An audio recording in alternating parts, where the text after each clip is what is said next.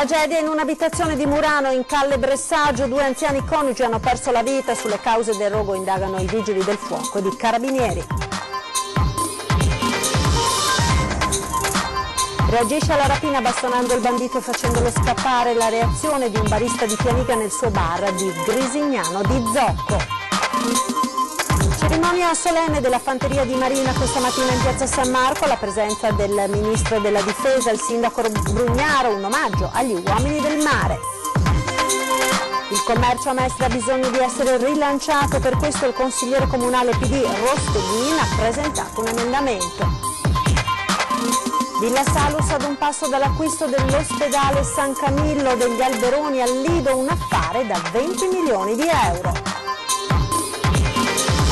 104 anni e non sentirli è il caso di Emilio Treo, il cittadino più longevo di Salzano, che oggi ha festeggiato in compagnia di amici e familiari. Sport basket, sarà una partita fisica e dura, così il coach Granata commenta la sfida di domenica pomeriggio contro Varese. Buona giornata, ben ritrovati con l'edizione veneziana dei nostri telegiornali, la cronaca in primo piano con il dramma che si è consumato nella notte nell'isola di Murano, 2 morti ed un ferito, è il tragico bilancio di un incendio divampato in una palazzina. Vediamo. Sono morti nella loro camera da letto, vittime di un incendio che non gli ha lasciato scampo e nel quale è rimasta ferita anche una 45enne, ricoverata ora al centro Grandi Ustionati di Padova. Per Stefano Zalloni, di 94 anni, e per Rosina Vitturi, di 96, probabilmente soffocati dal fumo, non c'è stato invece scampo. La tragedia poco prima delle 4 di notte in una palazzina di 2 piani in Calle Bressaggio, a Murano. Sono stati i vigili del fuoco, accorsi con 2 autopompe lagunari e da Mestre con una terza squadra, entrati con gli autorespiratori nell'appartamento a rinvenire i corpi senza vita dei 2 anziani. Poco prima, in quelli che sono stati momenti di autentico terrore, la donna di 45 anni che occupa l'appartamento al piano terra era riuscita a scappare aiutata dai vicini, ustionata ma viva. Il suo cane è morto nell'incendio. Un 64enne che abita al secondo piano, allertato dalle grida dei passanti, è riuscito a mettersi in salvo scendendo per le scale invase dal fumo. Il suo gatto è stato poi trovato morto nell'appartamento. Le cause dell'incendio sono al vaglio del nucleo investigativo antincendio territoriale dei Vigili del Fuoco. A Murano è il momento del lutto. Mi colpisce naturalmente che cose del genere possano accadere ancora al giorno d'oggi. Immagino che si accetterà presto la dinamica e naturalmente siamo vicini alle famiglie che vedono coinvolte le persone che purtroppo ci hanno lasciato, insomma. Ed oltre a quello di Murano, i vigili del fuoco veneziani sono stati impegnati nella notte in altri 2 incendi. Doppio intervento dei Vigili del Fuoco di Venezia, ad Olo per l'incendio del tetto di un capannone di circa 400 metri quadri e a Noventa di Piave per il rogo di una vecchia abitazione. Ad Olo le fiamme sono divampate attorno alle 2 di notte sulla copertura in legno in cui in questi giorni erano in corso dei lavori di posa della guaina. Le squadre dei Vigili del Fuoco sono riuscite a circoscrivere le fiamme e salvare gran parte del capannone. Pochi minuti dopo un'altra chiamata alla sala operativa del 115 per l'incendio di una vecchia casa disabitata in via Sant'Antonio a Noventa di Piave. All'arrivo delle squadre tutta l'abitazione era completamente avvolta dalle fiamme. I pompieri hanno spento il rogo dell'edificio che è in parte collassato. Reagisce alla rapina bastonando il bandito e facendolo scappare, la reazione di un barista di Pianiga nel suo bar di Grisignano di Zocco. Grisignano di Zocco è stato messo in fuga a bastonate dal titolare cinese di un bar del paese, il malvivente che sabato notte intorno alle 2:30 ha tentato una rapina, il volto coperto dal casco, un coltello in mano. Alla richiesta dell'incasso è immediata la reazione del barista che ha iniziato con il malvivente una breve lotta. Vista la malparata, l'uomo è fuggito. Indagini sono in corso da parte dei carabinieri. Cerimonia solenne questa mattina in piazza San Marco per la Fanteria di Marina, alla presenza del Ministro della Difesa Trenta. Sentiamo.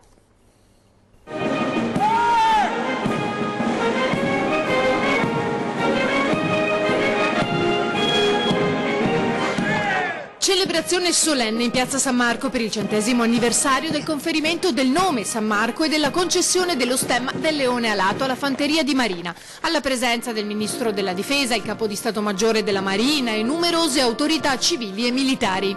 Quella della San Marco è una storia tutta da scoprire, ma soprattutto da divulgare, non soltanto per le sue peculiarità di impiego militare, ma anche per il grande valore e l'autentico impegno dei suoi uomini e delle sue donne, che ancora oggi portano sulle loro uniformi il leone di Venezia.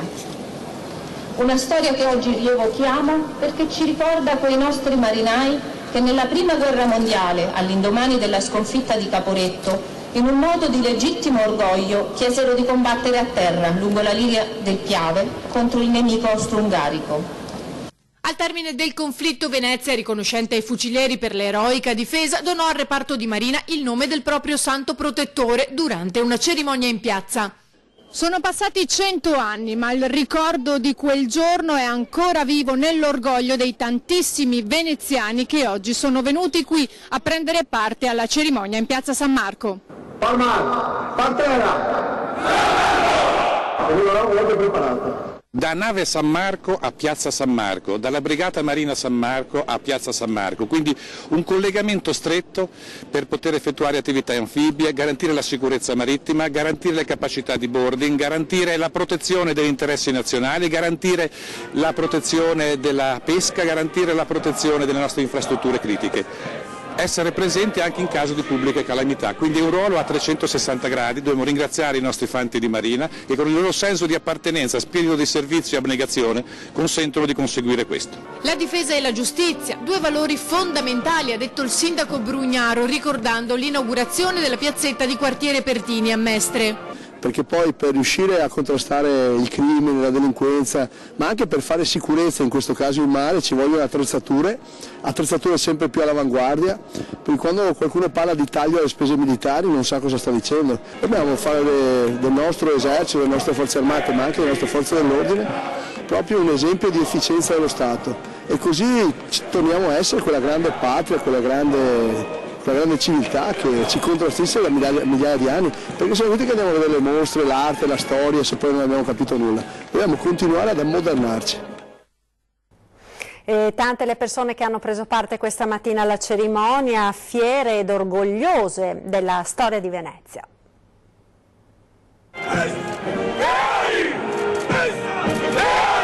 È un orgoglio naturalmente nostro veneziano. Io personalmente sono nato a Venezia, quindi è un orgoglio superiore. Ecco. L'orgoglio lo sentiamo e abbiamo tutti la pelle, sempre i brividi ogni volta che c'è queste cerimonie e in particolare qui a Venezia, vedete c'è il magone, praticamente Venezia è nel nostro cuore. Io vengo da Brindisi, ho fatto 1000 passachilometri con la macchina per venire qui con altri 4 colleghi e abbiamo portato il labaro del San Marco. È una giornata storica perché il battaglione San Marco è stato quello che si è posto alla difesa di Venezia nel 1917, quindi è stato importantissimo il contributo che ha dato il reggimento San Marco. Ci spostiamo ora in terraferma, andiamo a Mestre, il commercio ha bisogno di essere rilanciato, per questo il consigliere comunale Rosteghin ha presentato un emendamento, sentiamo. Purtroppo chi viene a Mestre per poi stare a Venezia risiede in terraferma per meno di 2 giorni, quindi praticamente Mestre la usa soltanto per dormire e poi viene a Venezia. Come facciamo a allungare la permanenza? Come facciamo a far sì che questi turisti poi vengano anche a Mestre, usino le attività commerciali, vadano nei ristoranti di Mestre, utilizzano i servizi di Mestre? Questa è la domanda a cui vorremmo dare una risposta. Il commercio mestrino ha bisogno di essere rilanciato e valorizzato. Per questo il consigliere del PD Rosteghin ha presentato un emendamento in Consiglio Comunale. Dobbiamo renderci conto che il commercio a Mestre soffre moltissimo della situazione negli ultimi 4 anni, soprattutto nel centro di Mestre, ha bisogno di una boccata di ossigeno. Crediamo che bisogna innanzitutto rendersi conto che c'è un problema, affrontandolo dando delle proposte alternative. Le idee ci sono, evidenzia Rosteghin, bisogna solo saperle mettere in pratica come non è stato fatto finora, dice. Prima fra tutte, per esempio, quello di intercettare parte del turismo che inevitabilmente viene a Mestre per poi andare a Venezia, anche dando risposte ai commercianti della terraferma. Serve costruire quindi un collegamento importante tra tutto quel nucleo intorno alla stazione di Mestre con il centro di Mestre, anche a beneficio dell'M9, un museo straordinario che ha iniziato. Serve dare risposta e riqualificare il centro di Mestre, in modo tale che alcune zone che oggi sono totalmente inutilizzate, come l'emeroteca, piuttosto che Villa Querini, che è dedicata a uffici, possa avere dei centri di aggregazione e di valorizzazione. È iniziata la corsa alle amministrative, andiamo questa sera a Spinea, dove oggi è stato presentato il candidato sindaco Emanuele Di Tadi, vice primo cittadino dell'amministrazione uscente. Un programma all'insegna dello sviluppo sostenibile e inclusivo e un manifesto sottoscritto da oltre 500 persone della società civile attive nell'associazionismo e nel volontariato. Emanuele Di Tadi si candida al sindaco di Spinea, sostenuto dal Partito Democratico e da 4 liste civiche, una candidatura aperta al contributo di tutti. Attraverso l'inaugurazione di questa sede che daremo la possibilità a tutti i cittadini di Spinea di poter dare il loro contributo alla realizzazione di questo programma. Un programma che ha una visione nel lungo periodo, il periodo del 2030, quindi una visione ampia. Noi non ci possiamo più permettere adesso di amministrare una città pensando a soli 5 anni di amministrazione. 41 anni, laureato in economia aziendale, Di Tadi è vice sindaco nella giunta del primo cittadino uscente Silvano Checchin, nonché assessore all'urbanistica ed edilizia. È stato anche presidente del consiglio comunale e assessore al bilancio e al personale. Credo sia doveroso concentrarsi su quelli che sono gli strumenti programmatori che abbiamo già attuato in questi 10 anni. Penso al piano urbano della mobilità sostenibile, quindi pensare ad una città che sia attenta appunto anche alla viabilità e una Spinea inclusiva. Noi abbiamo approvato in giunta recentemente il PEBA, che è il piano abbattimento delle barriere architettoniche, eliminazione delle barriere architettoniche, e attraverso questo importante strumento siamo riusciti a fare una mappatura attenta del territorio con le criticità e individuando punto per punto dove poter intervenire. C'è poi una novità che riguarda la piazza? Sì, assolutamente. Abbiamo approvato in giunta proprio recentemente uno studio di fattibilità dando delle indicazioni ben precise per questa città, una piazza verde, quindi la volontà nostra è proprio quella di creare una piazza verde con all'interno un contenitore importante che sarà un centro aggregativo dove ci sarà comunque potrà essere vissuto dai giovani e dalla cittadinanza. Villa Salus ad un passo dall'acquisto dell'ospedale San Camillo agli Alberoni al Lido di Venezia, un affare da 20 milioni di euro. Sono solo 2 gli istituti di ricovero e cura a carattere scientifico riconosciuti in Veneto dal Ministero della Salute. Uno di questi è l'ospedale San Camillo degli Alberoni, al Lido di Venezia, che è ad un passo dal cambio di proprietà. Nei giorni scorsi c'è stato un sopralluogo delle suore Mantellate che gestiscono l'ospedale Villa Salus sul Terraio e acquisteranno anche la struttura del Lido. Si sta per concludere una lunga trattativa che si protrae da oltre 2 anni. I sindacati però rimangono alla finestra dopo una così lunga attesa e chiedono chiarezza. Daniele Giordano, segretario generale, Funzione Pubblica CGIL Venezia. Da 2 anni i lavoratori aspettano questo passaggio annunciato e mai avvenuto perché serve tutelare professionalità e qualità dell'assistenza, oltre che i livelli occupazionali oggi in servizio. Si chiude così un'epoca per i Camigliani, arrivato al Lido oltre 90 anni fa. L'ospedale, specializzato nella neuroriabilitazione, conta su 115 posti letto e accoglie pazienti da tutta Italia.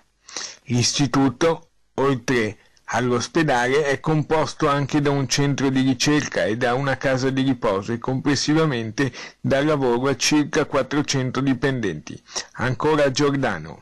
Non siamo più disposti a perdere tempo vuol dire perdere competenze, professionalità e lavoratori. Serve garantire qualità dell'assistenza, serve un futuro vero e concreto per il San Camillo. L'affare si dovrebbe concludere per una cifra vicina ai 20 milioni di euro, cui si potrebbero aggiungere poi altri 5 milioni necessari per i lavori strutturali richiesti dal Ministero per poter rinnovare anche il prossimo biennio la certificazione di ricovero e cura a carattere scientifico.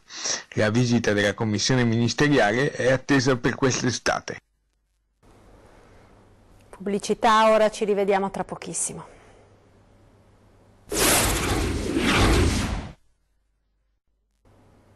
E rieccoci in onda con il telegiornale dedicato a Venezia. Continuiamo a parlare delle iniziative di solidarietà per il piccolo Giovanni. Oggi il bimbo è stato ospite d'onore al derby Padova-Cittadella. Vediamo.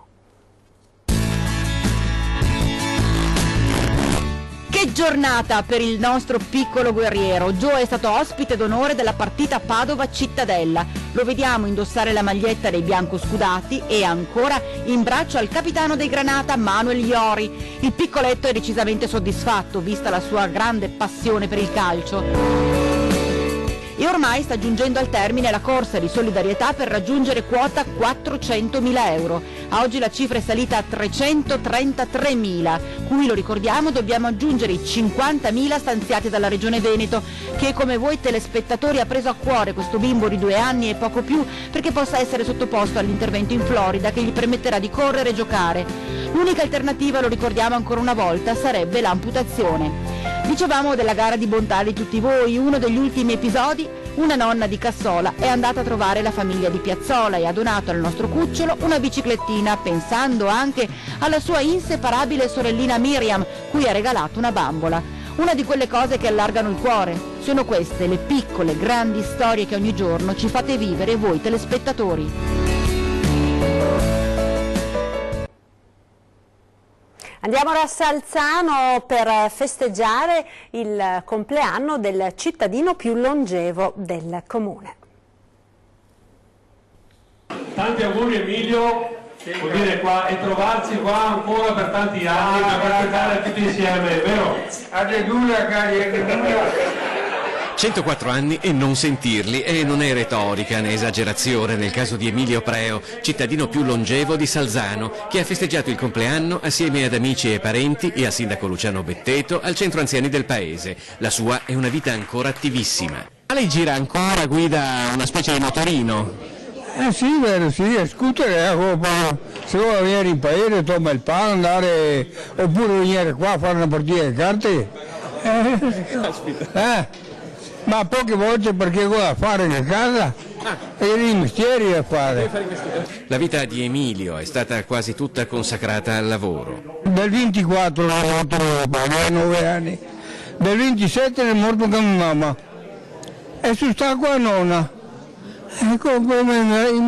Ora i vecchi una volta lavorare sui campi, scuola, avere la seconda classe, basta potersi fare il tuo nome, basta lavorare sui campi. Poi gli anni difficili della guerra, prima in Jugoslavia e quindi in Sardegna.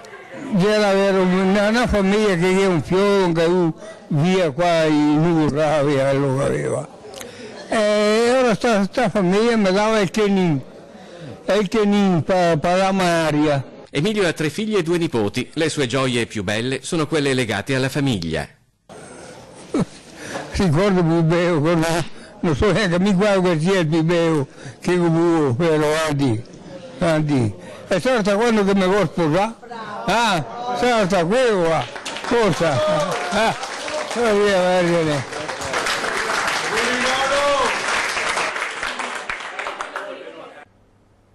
E tanti auguri a nonno Emilio. Noi siamo ora alla pagina dello sport con il basket. Sarà una partita fisica e dura, così il coach Oro Granata definisce la prossima sfida contro Varese. Credo che sia una delle squadre che gioca meglio, che gioca con grande ritmo, grande esecuzione, sanno dove vogliono colpire, una squadra molto coesa offensivamente e difensivamente, quindi è giusto fare i complimenti quando uno se li merita. L'Umana Reger si prepara a scendere sul campo avversario domenica alle 20:45 per affrontare Varese, una partita che il coach Oro Granata definisce molto impegnativa. Basti pensare alle ultime 3 partite di Varese, che ha dominato con Cremona in casa, perso a Avellino dopo aver dominato, e anche con Brindisi era comunque una partita che aveva giocato con grande spessore, vi ho detto tra le prime squadre di questa stagione, quindi sono terza, quarta e quinta, insomma, quindi è una squadra che ha certamente nella coesione, nell'energia, nella qualità di difendere duro e attaccare con grande ritmo le maggiori qualità, in casa ancora di più, quindi sarà una partita da giocare secondo me con grande intelligenza, da giocare per 40 minuti interi, perché è una squadra, come si è visto poi anche all'andata, che può subire dei parziali ma non si disunisce, è un po' quello che appartiene anche a noi, quindi una partita molto fisica e dura. Torna l'ora legale, questa notte alle 2 scatta il cambio dell'ora, le lancette degli orologi si dovranno spostare in avanti di un'ora, mentre per quanto riguarda i dispositivi connessi ad internet l'ora si aggiornerà automaticamente. Ed è tutto per questa edizione, vi lascio come sempre alle previsioni del tempo per le prossime ore. Arrivederci.